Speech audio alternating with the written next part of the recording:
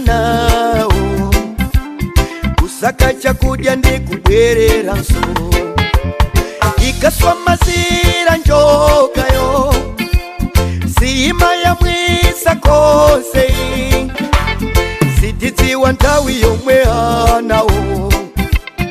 aphunzira kuyenda kusaka chakudya Mulungu wasamala zonsezo kuli bwanji nanga ifeyo inde nditudiya zatisunga poti tiziposa zonsezo maso anga ndikweza kupiri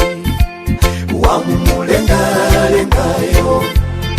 zeru mphamvu zichoka kwa iye wamumulengalengayo maso anga ndikweza kupiri wamumulengalengayo